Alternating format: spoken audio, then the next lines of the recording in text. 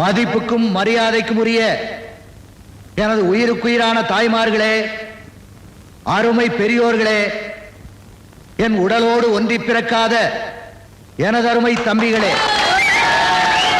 உங்கள் அனைவருக்கும் என்னுடைய நன்றியை முதற்கண் தெரிவித்துக் கொள்கின்றேன். சமூக நலத்துறையிலே இதுவரை யாருமே அறிவிக்காத நல்ல பல புதிய திட்டங்களை இன்று உங்கள் முன் அறிவிக்க இருக்கின்றேன்.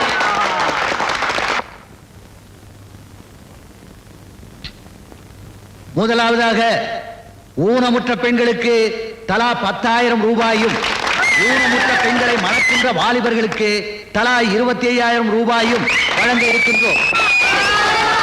இரண்டாவதாக எனது உயிருக்குயிரான தாய்மார்கள் பெண் குழந்தைகளை பெற்றெடுத்தால் அவர்களை ஊக்கப்படுத்துகிற வகையிலே அவர்களுக்கு தலா 5,000 ரூபாய் வழங்க இருக்கின்றோம்.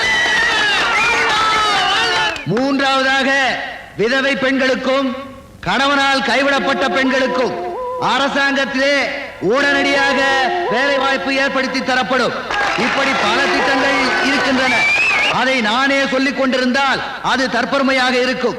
ஆகவே என்னுடைய சார்பாக அர்ச்சனா IAS அவர்கள் விரிவாகவும் விளக்கமாகவும் அழகாகவும் தெளிவாகவும் உங்களுக்கு கூறுவார் என்பதை கூறிக்கொண்டு உங்களிடமிருந்து பிரியா விடைபெறுகிறேன். வாழ்க தமிழ், வளர்க தமிழ் மக்கள்.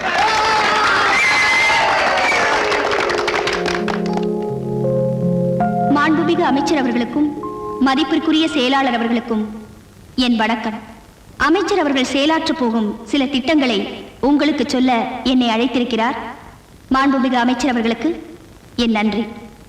இதுவரை அரசு திட்டங்களை நாட்டுக்கு அறிவித்த அமைச்சர் அவர்கள் இனிமேல் அவரது சொந்த உடைமைகளை நாட்டுக்கு அர்ப்பணிப்பதை பற்றி நான் கூறப்போகிறேன்.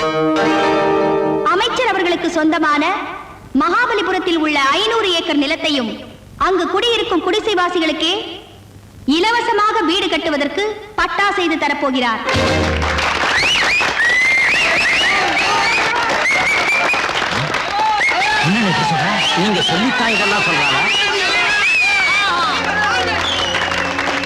மற்றொரு இனிப்பான செய்தி, ஏற்றுமதி துறையில் சிறப்பாக விளங்கும் அமைச்சருக்கு சொந்தமான ஆனந்தமூர்த்தி நூற்பு மில்லை அம்மில்லில் பணியாற்றும் தொழிலாளர்களுக்கே சொந்தமாக்குகிறார்.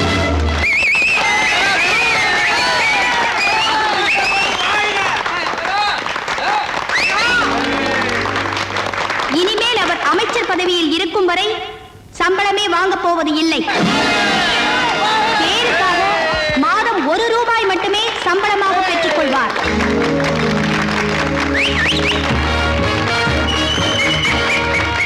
இது மட்டுமில்லை, நாளை முதல் அவர் ஏழைகளோடு ஏழையாக குடிசையில் தான் வாழப் போகிறார் என்பதை மிகவும் மகிழ்ச்சியுடன் தெரிவித்துக் கொள்கிறேன்.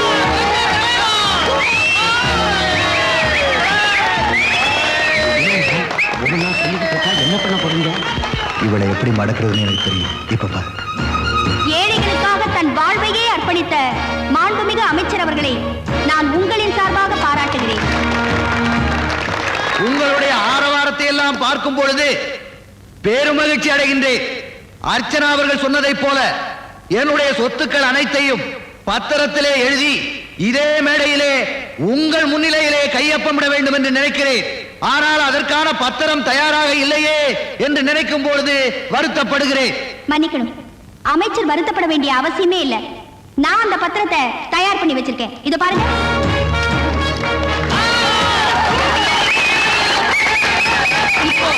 உங்க முன்னாலேயே அவர் இந்த பத்திரத்துல கையெழுத்து போட போகிறார்.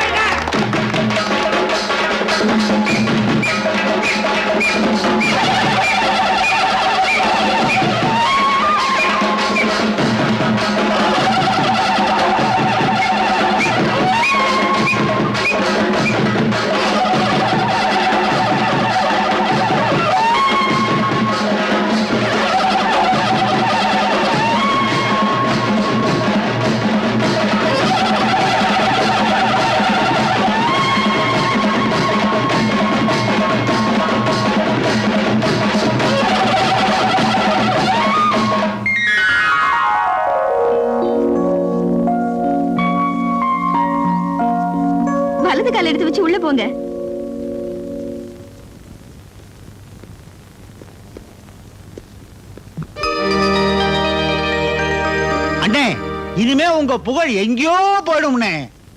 ஐயோ, உனக்கு அம்மா. வேணும் ஐயா, வேணும். அண்ணன் நொந்து போயிருக்காரு, குத்தி பேசுறிய.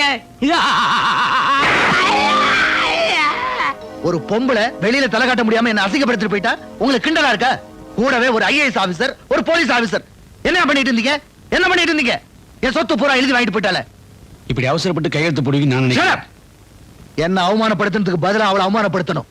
அந்த அவமானம் தாங்காம அவ தற்கொலை பண்ணிட்டு சாகணும். அதுக்கு ஏதாவது ஐடியா சொல்லுங்கய்யா, சொல்லுங்கய்யா. ஒரு அருமையான ஐடியா இருக்கு. என்ன?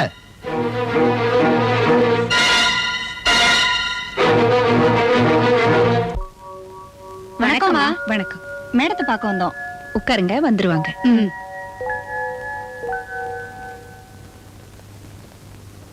வணக்கம்மா. வணக்கம். யார் நீங்க? என்ன விஷயமா வந்திருக்கீங்க? எங்க ஏரியா நல்ல குடும்பங்கள் வாழ்ற இடமா, அதுக்கு மத்தியில விபச்சாரம் நடந்துகிட்டு இருக்கு. எவ்வளவோ போலீஸ்ல கம்ப்ளைண்ட் கொடுத்து பார்த்தோம், ஒரு ஆக்ஷன் எடுக்கல. அதான் உங்ககிட்ட சொல்லிட்டு போலான்னு வந்தோம். எந்த இடம்? நம்பர் 16 சுப்ராயன் தெரு. D3க்கு போன் போடுமா. நீங்க போங்க, நான் ஆக்ஷன் எடுக்க சொல்றேன். வரேம்மா. மூர்த்தி,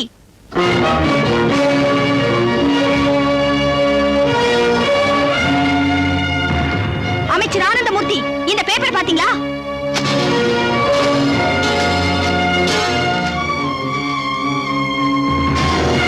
இதுல இருக்கிற போட்டோவை பாத்தீங்களா? இவங்க யாருன்னு தெரியுதா? தெரியாது. ஏன்னா நீங்க தான் நேரத்துக்கு நேரம் பொண்ணுங்களை மாத்துறவராச்சே. 25 வருஷத்துக்கு முன்னால பவானிங்கிற ஒரு பொண்ணை ஏமாத்தி அவ வயித்துல ஒரு குழந்தையை கொடுத்துட்டு தாலியை அறுத்துட்டு துரத்துறீங்களே, அவங்கதான் இந்த அம்மா. இப்போ விபச்சார தொழில் நடத்தினாங்கன்னு வீணா பழி சுமத்தி லாக்அப்ல போட்டீங்களே, அதுவும் இந்த அம்மா தான். அந்த அம்மாவோட பொண்ணுதான் நான், இந்த அர்ச்சனா. தாலி கட்டின பொண்டாட்டிக்கே துரோகம் செஞ்ச நீங்க பெண்கள் நலனுக்காகவே பாடுபடுற சமுதாய நலத்துறை அமைச்சர். ச்சே, வெக்கமா இல்ல? அவங்க என்னோட அம்மாங்கிற ஒரே காரணத்துக்காக அந்த உத்தமி மேல இவ்வளவு பெரிய பழிய சுமத்திட்டீங்களே, நீங்க எல்லாம் மனுஷங்களா? சீ! Stop it Archana.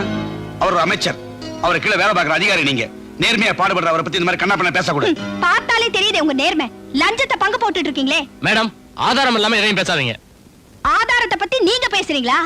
குற்றவாளியை தப்பிக்க விட்டு எஃப்ஐஆர் மாத்தி எழுதி குறுக்கு வழியில ப்ரமோஷன் வாங்குறவராச்சே நீங்க. மேடம், நீங்க ஓவரா போறீங்க. உங்க மேல நடவடிக்கை எடுக்க வேண்டியது வரும். நடவடிக்கை எடுக்கிறதுக்கு சில தகுதியும் யோகிதையும் வேணும். ஒரு சாதாரண குமாஸ்தா 100 ரூபாய் லஞ்சம் வாங்கினா அவனை உடனே சஸ்பெண்ட் பண்றீங்க. இப்ப நீங்க லட்சக்கணக்கில் லஞ்சம் வாங்குறீங்களே, உங்க மேல நடவடிக்கை எடுக்கிறது யார் சார்? ஏய், என்ன பேசிக்கிட்டே போற? பொம்பளையாச்சன்னு பாக்குற. டேய், ஊரை கொள்ளையடிச்சு உடம்ப வளர்க்கிற நீ என்கிட்டே உன் திமிர காட்டுற? என்ன சொன்ன?